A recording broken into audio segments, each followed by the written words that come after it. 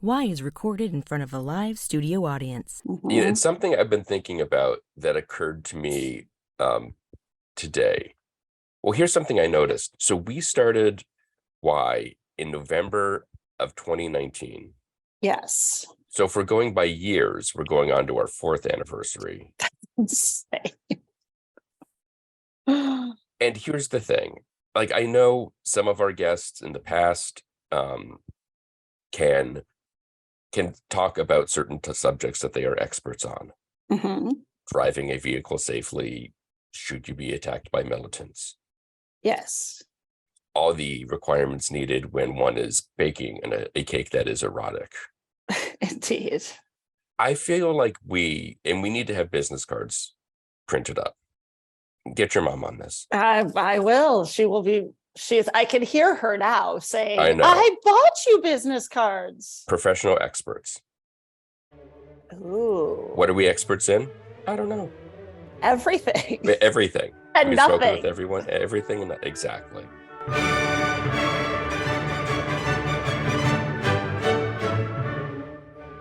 With your hosts, Heidi Hedquist and Luke Poling. So how was your holidays? It was fantastic. Just Chinese food or Thai? No, which is funny because those are my foods of choice. Right. But no, Dave actually came over and made pancakes and bacon. Wow. And then oddly made brats and mac and cheese for dinner. Okay. And in the middle there, we went to the movies and had popcorn and candy. Lovely. Yeah, it was good. It was just me and him and Captain. Wonderful. How did Captain do? Captain did very well. He had a good day? Oh, he was ecstatic. His favorite people were here. True. He got all the attention. He Right. got several new toys. God is good. I get it. I know. I put together something for you that I need to mail it to you. It was supposed to be a birthday gift, and then I got lazy. Wow. And then I sent it out. I basically kind of did everything, and then opened the door Christmas Eve morning, and it was sitting there for me. So I need to send this to you. Obviously, I need you to open it on camera. Of course. So I will get to the post office sometime this week. Are you going to brave the tundra? Do you have a tundra there, or did the tundra avoid you? We had a tundra. There was tundrage. But it's supposed to be 50 by the end of the week. Us too. For our New Year's Eve extravaganza. Right. I believe we are out of the tundraness. It's going to be like 40 today. Nice. But yeah, Christmas Eve, Christmas Day, not great. Oh, but it was awesome because we didn't have to do anything here. I know. I didn't leave the house on Christmas Day. It was amazing. I didn't leave the house for 3 days. That's so great. I don't think I've ever done that before. That's amazing. Like even in a pandemic? No, even when I had COVID, because I had to go to the schools, but even when I had COVID, right, they had said that you could go outside and walk as long as you wore a mask and were by yourself. Right. And I did that like every other day. Like the days I'd get the spikes of energy, I would do it. So not leaving the house for 3 days, I think, is a record for me. Because when I was working, I had to go in all the time. I was the person who was complaining that everyone else was like, oh, I'm watching such and such on Netflix. I didn't get to do that. Right. Fair. It was awesome. So Babylon. Oh my God, it was so good. Like, I don't understand how people don't love this movie, how this is not the greatest thing ever made. Well, okay. I mean, apart from the fact that it's completely overwhelming and something that is designed for the two of us to both love. Well, right. Like, because we are not everybody's audience. Dave loved it. Dave thought it was amazing. Other than Maverick, it was his favorite movie of the year. Put that on the t-shirt. Other than Maverick. I mean, Maverick was awesome. I saw it the second time and it was still just as good. So I still haven't seen it yet. I need to. Dad, who is a major movie buff and gets most of the films we get, said and stands by that Maverick is probably his favorite movie for the past 40 years. All right, I could see that. I mean, people have said great things about this film. It's great. But Babylon, back to Babylon. When you see Maverick, we can discuss all things. Right. Yes. That, but Maverickian. Yes. right. But like Babylon, my mother will not get Babylon, but my dad will love it. But he's like, well, I'll wait till it streams so she'll, you know, I'm like, nope, you have to go see it. She's gonna have to suffer through it. You have to see it in the theater. I feel like the first 20 to 30 minutes is just your barometer of if you can take this, if you're enjoying this. True.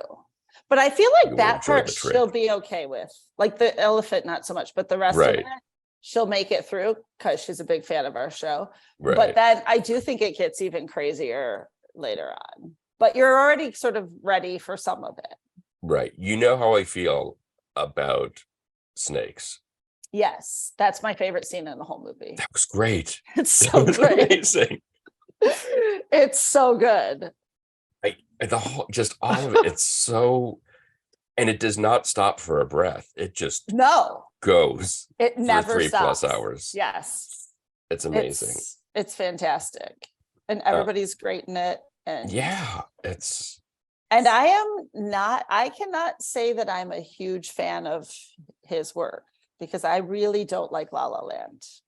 Oh, I like that a lot. I really don't like it. Like I hated that movie with a passion. Too optimistic for you? No, it wasn't even that.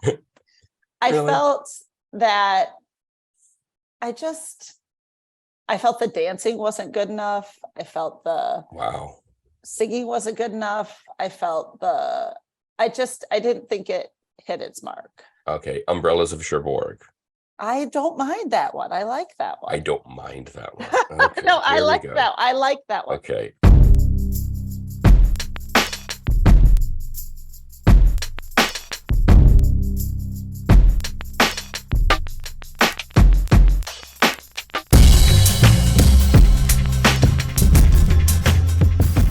I guess the first question would be, how does one get into the extreme kidnapping game?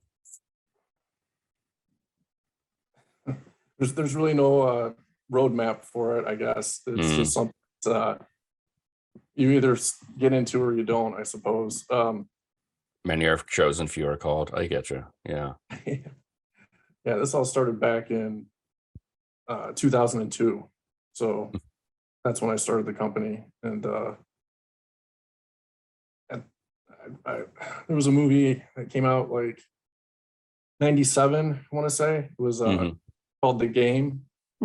Sure. Yes. Great movie. And that's kind of where I got the idea and the inspiration for starting something like this. So how does one go about that? Like, does you just kind of tell them? You gotta get a couple guys. Right. Okay. That are kind of like you, that aren't afraid to, do stuff in broad daylight, and no matter what the reaction might be or what, there is risk to it, especially nowadays. Back then it was a little different. It was a little easier because reality TV was really big back then. And doing crazy stuff in public wasn't as dangerous as it is now, Yeah. But people always say, oh, it was an easier time. Really, in this instance, it was a much easier time. It was. Yeah, it really was. So do you guys offer different themes, or is it the same theme, white van? Like, is there those like, we'll arrest you for charity type things, and then it's a gorilla No, we've never done anything like that. It's very realistic, So without giving it away, and before we upload our spreadsheet of people we want you to kidnap for us. Yes. So how long do you hold somebody after you nab them? Well, generally speaking, on average, up to 8 hours. But there was a time back in the day we had something called the Econo kidnapping, which only 4 hours. And we changed the name to Express kidnapping. Again, up 4 hours. But the standard kidnapping has always been, like up to 8 hours. And then if you wanted like a deluxe kidnapping or something, and you wanted just like say 24 hours, that's where the deluxe thing would come into play.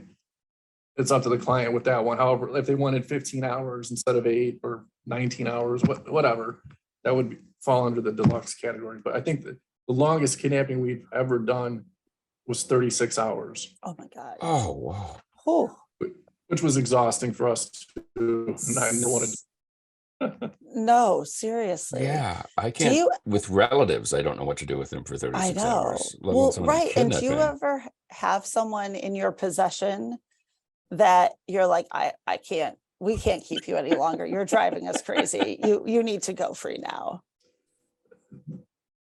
Not in so many words. I suppose been a few people that we just, would rather wrap it up sooner than later. Yeah. Completely fair. And since that everybody has a safe word, we probably leaned on them a little harder to make it Yes. so we could wrap it up and go home, Mm-hmm. That's happened a few times over the years. So you kidnap somebody. It sounds like you just literally grab them off the street, and I'm assuming there's hands behind the back, some sort of tape type situation thrown in a windowless van, or is this just a fantasy I'm saying out loud? No, that's pretty accurate. We've used, full size vans. We've used little minivans, door sedans, SUVs. We've used all kind of vehicles over the years. Just depends what we have at the time, what's available to us. I prefer SUV myself. They just work a lot easier than the big vans. Double parking too has got to be easier than that. Yeah, it's a lot easier to maneuver around parking lots and stuff like that. Yeah. But yeah, that's pretty accurate. So step one is you kidnap somebody, and I want to get back to exactly how this person knows that they're being kidnapped or for what reason. What do you do with them for 8 hours? Are you sitting around just with the Game Boy, or you playing cards? Like, when do you, or you sitting there? Interrogating them? Yeah, do you just get a set of like car jumper cables and just leave those on the floor by them and go have a sandwich in the other room? Most of that's true too. A lot of it really depends on the scenario. So if somebody has no idea what they want, we just do a standard kidnap for ransom scenario. But there's a lot of people that have, like an idea of what they want to do, or, some kind of, they have their own, scenario that they want. Okay. But we just default to kidnap for ransom if they want to be surprised or they don't know what they really want, and, say it's an 8-hour kidnapping. Yeah, that's a lot of time. And we're not there to entertain you. Some people have backwards. They're like, oh, I'm going to be in a room handcuffed to a radiator for 5 hours by myself. A lot of times you might be, Yeah. Wow. Especially if you don't know what you want. So but we interact with the client enough to keep advancing the plot or the scenario, so they know what's coming. We'll tell them what's going to happen next. We're going to call your people and make this ransom call. We'll be back. That might take an hour. That might take 2 hours. Meanwhile, we're in another room or in another room or something. We might be just hanging out, chatting, Reading the paper, right? Yeah. playing on our Ordering phone, pizza. whatever, but when we go back in there, we go back in character. Everyone's back in character. They don't know what we were doing, and we're always in character when we're with the clients. And we advance the plot to the next stage. So generally, there's, in the beginning, we kidnap them, then we transport them to like a secret location. Then once they're there, we tie them up and restrain them in some way. And then we'll tell them, we'll be back. Then we'll come back, and then, we might ask them, all right, who's going to pay for you? This, if you don't know what this is a kidnap for ransom. And, give us some phone numbers, blah, blah, blah. And we'll pretend to call the people, unless there was like provisions made in advance that we were actually supposed to call a real person. And that's happened too. So that it's kind of like a surprise, like the person says, you guys can keep him. So you make the kidnappee listen to their friends say, I don't get off work till later. No. A few times, yeah. Sometimes, yeah. That's hilarious. That's And what then- you'd say, Luke, for sure. Oh my God, please. You'd Yeah. be like, Keeper, good luck. What did you Yeah. do to deserve her? Let me finish this Monopoly game and then I'll get back to you. Right. So, and I guess it's a question that I guess doesn't have an answer, but why does somebody pay to have someone else kidnapped? Is this like a birthday thing? Well, interestingly enough, you can't pay us to kidnap her, for example, or she can't pay us to kidnap her. Right. Okay. I have to Because- have them kidnap me to get away from you. Okay. We can only kidnap the person that is signing themselves up for. Otherwise, if It would actually be kidnapping. it would be an actual kidnapping. Yeah. Okay. Third-party kidnappings would have been huge because everybody wanted Oh my God. somebody else. You know, Yes. I'd be a millionaire if I could have done all those, Listen, but we can't. you and me So both. it's only going to be, you can only sign up yourself. That's it. So, okay. So I signed myself up for kidnapping. Do I give you a window on when I want to be kidnapped? Do you go Yeah. down to the day and hour, or is it just we're not going to tell you? It's sometime in the next week. You could do it that way too, but for logistic purposes, it makes more sense to narrow it down to a specific day and then further narrow it down to like a 3 to 4 hour window, But then there's been people that didn't even have a 4 hour window. So they're like, look, I'm going to be at such and such a place around 2 o'clock, just kidnap me there, So some people give us windows, some people give us a day, some people give us a specific, like a half an hour window, but that's generally how it is. Now, if it's somebody's coming from like out of state or something, or Wait, people travel from out of state to Detroit to be kidnapped. out of country too. My God. How come this isn't on the Welcome to Michigan sign? I know it should Jesus, yeah. be. I Pure know. Michigan. Yeah. It is. I'm telling you. Get used to it. We need our own commercial, one of those Pure Michigan commercials. Yes, I Oh my agree. God. Yes. I get totally Jeff, agree. Get Jeff Daniels do your No, that voiceover. one's Tim Allen. Jeff Daniels did the business ones. Okay, sorry. That's okay. I I ruined worked it. on the campaign. Heidi, you dropped something. I know. So somebody flies in from out of state, out of country to be kidnapped.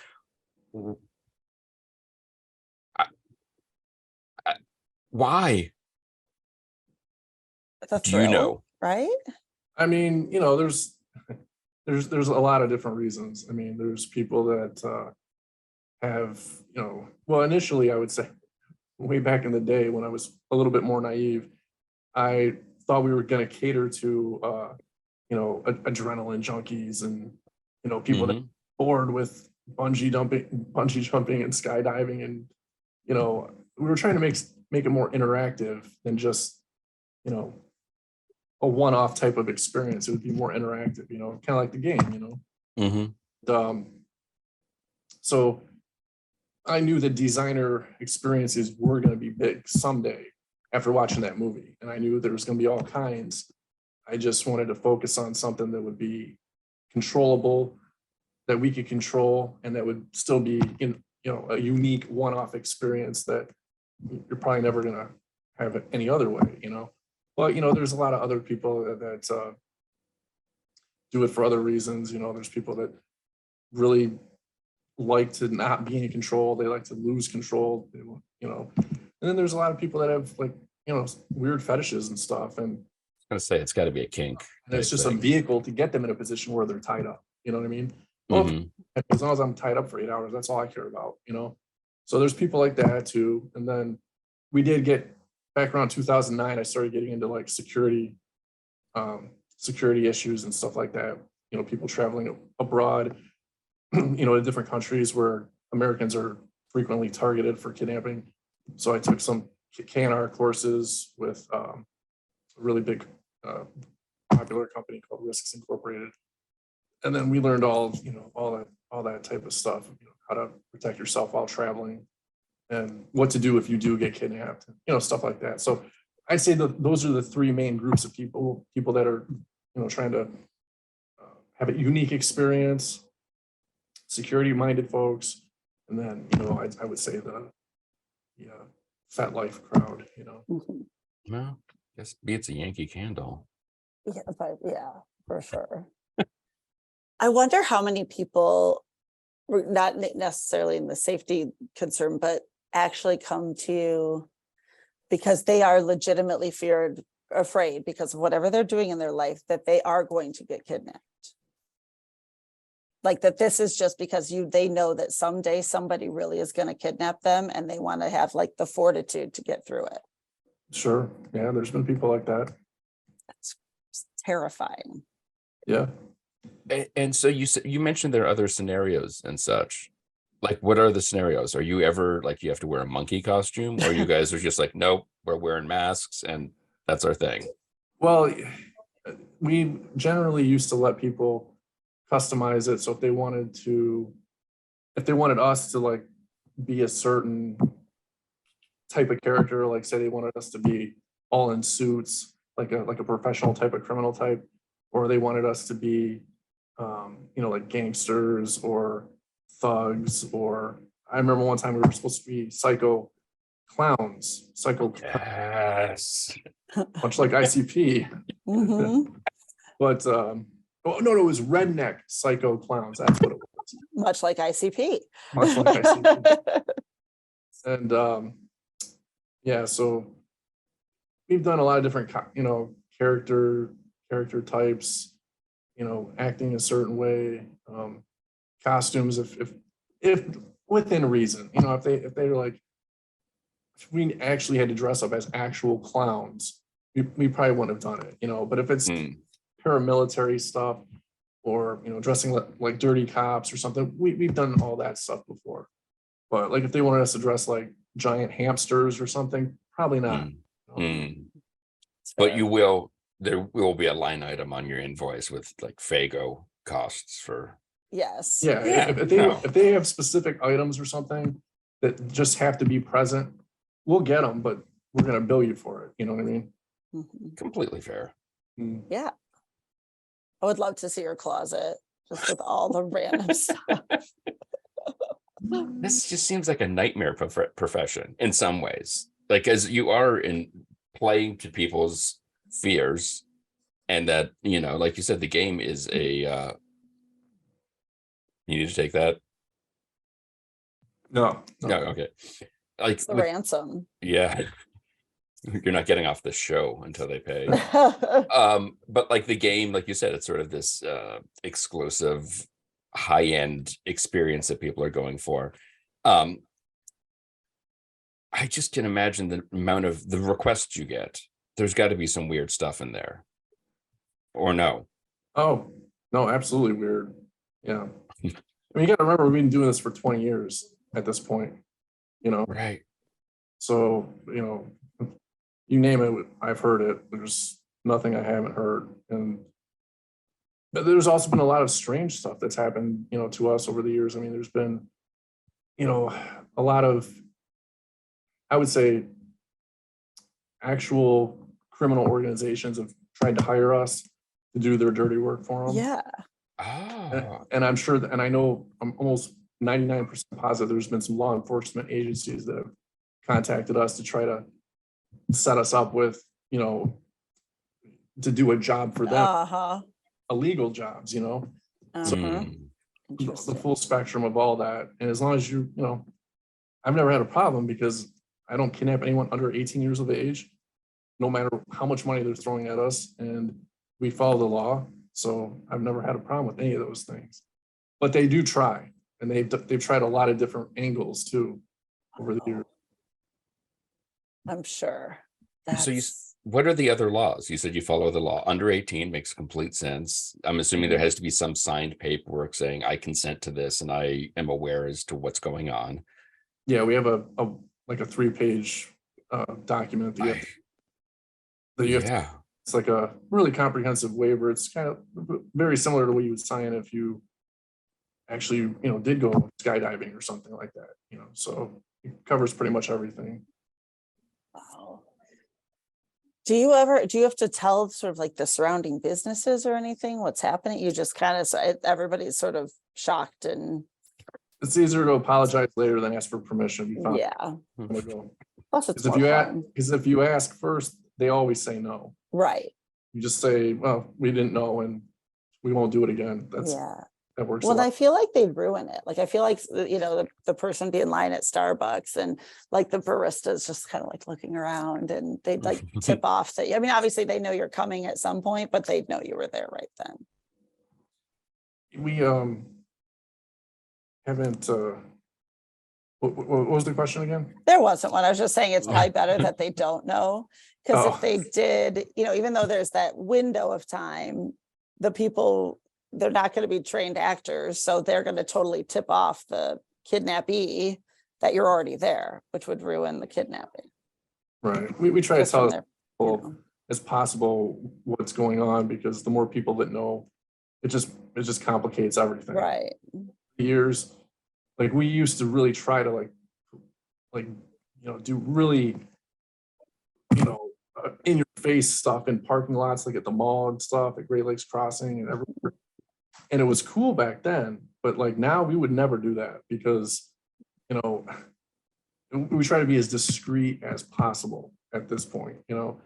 We don't want to be seen if we can pull it off without being seen, because it's just totally different now. And everyone's armed and Yeah. Oh, I didn't even think about Crazy. that. Jesus. And and plus Yeah. all the cops are trigger happy to begin with. Back then it was different, like we did get pulled over several times back in the day. One time we got pulled over in Pontiac, whole police department surrounded us, literally the whole shift surrounded us. And but they didn't start shooting, they just did a felony out the car thing, and I had my little business card and Right. and well, also back then too, I had a 4-door Caprice Classic, and I had the back end of it wrapped with extreme kidnapping. So it looked really cool Yes. with my business card. And the other thing is the Oakland County Sheriff's Department. There were 2 deputies there in addition to the Pontiac Police Department. Mhm. Deputies had already been briefed on extreme kidnapping by some other, like Channel 4 interviewed the Uh-huh. that time. So the deputies were just chilling. They're like, no, they're really doing that. It's fake. It's cool. It's cool. That's Yeah, so- hilarious. The Pontiac they weren't happy about it at all. They were not amused. Well, that's not good. But Well, they're and- not around anymore. Now it's only the sheriff in Pontiac. So Jokes on them. And to that end, you were saying about telling other people that's going on, and I'm sure you've seen sort of, or I hope that you've seen someone try to hero their way into, let me rescue this person, let me help stop this thing. Mhm. Have you seen anything about human nature in the past 20 years? Does everybody just keep their head down and be like, just don't look at these folks? I don't want to get scooped up as well. Yeah, because it's pretty intimidating if you were to witness it, because Yeah. a lot of the guys that work for me are pretty big dudes, and they're scary looking people, especially when we're wearing the gear and stuff, jumping out of a vehicle, snatching up somebody and throwing them. If anyone is in the vicinity, they're like, it happens so fast, they don't even know what to think, Yeah. And sometimes it happens so fast, they can't even get a description of what they saw. They can't remember the name of what the vehicle was. Unless, Mhm. if it was a van, they'll say, well, it was a van, but anything other than that, they'll be like, well, it might have been an SUV or I don't know kind, but, it's really hard to remember details when something like that is happening right in front of you, especially if it happens really fast, So I would say that there's probably been a lot of phone calls over the years that we just don't know about because they didn't have enough information to go on, Right. Most of the time, like I said, we're pretty fast, so nobody's ever really tried to hero their way into it. I've never seen it. Most I don't know people if that's dodge it or hide or run, or they're just stunned, That's fascinating. Because that was I wonder, again, what you make of humanity now that you've seen kidnapping people for 20 years. You're just like, nobody wants to get involved with something bigger than that. This is just way too scary. And no one, like you said, they'll call the cops, they'll do something, but they're not sticking their neck out. I would say that's accurate.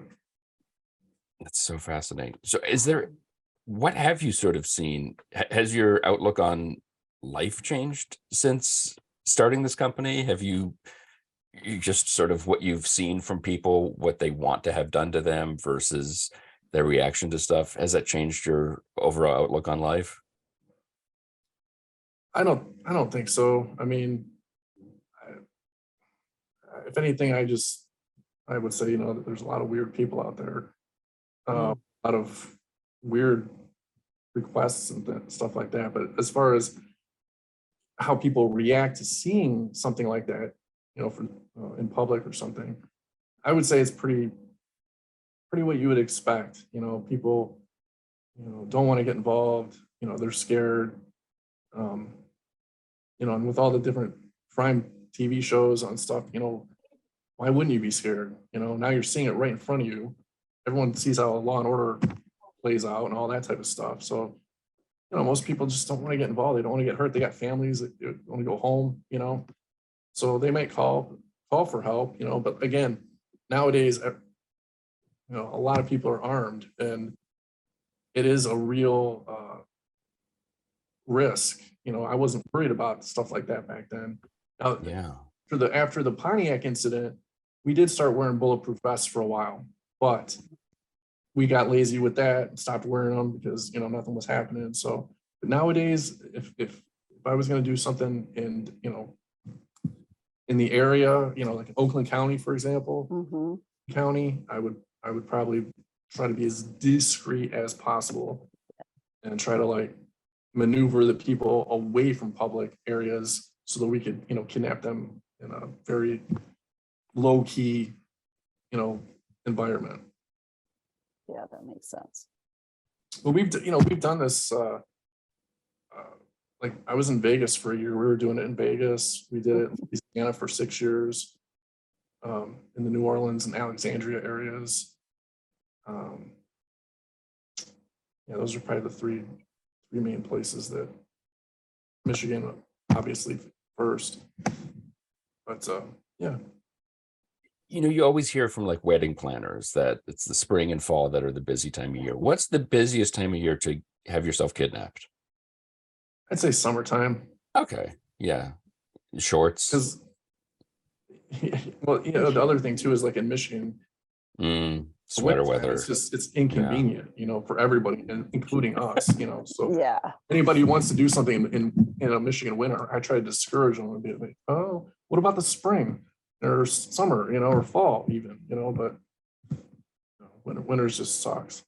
You do realize that you just said that people who want to be kidnapped by you're discouraging them because the winter is inconvenient for them. Just wanted to point that out. I know. Well, it's more inconvenient for me. I'm still it's snowing. It's come on, give me a break. Yeah, no, it makes sense. I guess my final question: would you ever pay to have yourself kidnapped for this experience? Nope. Not in a million Absolutely years. Not. It does not interest me one bit. That's so funny. It's being on the end that we're on. The giving end, sure. Yes. That can be interesting and exciting and fun. And then the security aspect of it was really illuminating, and finding out all that type of security stuff was also really interesting. But as far as just an experience, it wouldn't really do anything for me personally. I have no desire to be thrown into a trunk of my car or anybody else's car for 3 hours, or handcuffed to a chair, duct taped, to a chair for 4 hours. It just doesn't do nothing for me. It's not your cup of tea. Scenario behind it all, it's still, So yeah, I wouldn't do it for myself. No. Makes sense. Well, Adam, thank you so much for your time. This was so fascinating. And where should we send folks? What's the best website to give to people? Do we use the Facebook page? What's the best way to get you in touch with you? Well, there's a Facebook page, and then there's the website, extremekidnapping.com. Okay. So we'll just hit those two when we put it out. I'm actually selling the company at this point. Oh, You're wow. getting out of the kidnapping game. Yeah, I'm kind of like retiring from it, if you will. But people are still calling and stuff and still want to do stuff. But again, right now it's easy to just say, it's wintertime, Yeah. till the spring Right. or all, the summer.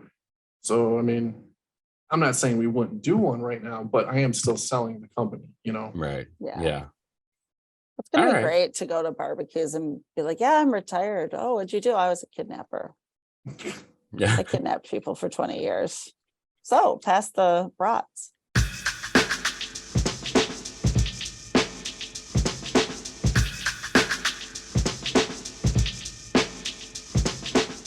You can check us out on all the various socials. Be sure to visit our website and don't forget to leave us a review. Today's show is produced by myself and Heidi Hedquist. Our reluctant producers are John Sauvé and Sandy Stone. Our willing producers are Rachel Allen and Randy Jeanette. Our intern is Zach Jackson. This one's for Philippe. Thanks for joining us. Flash, we're coming home.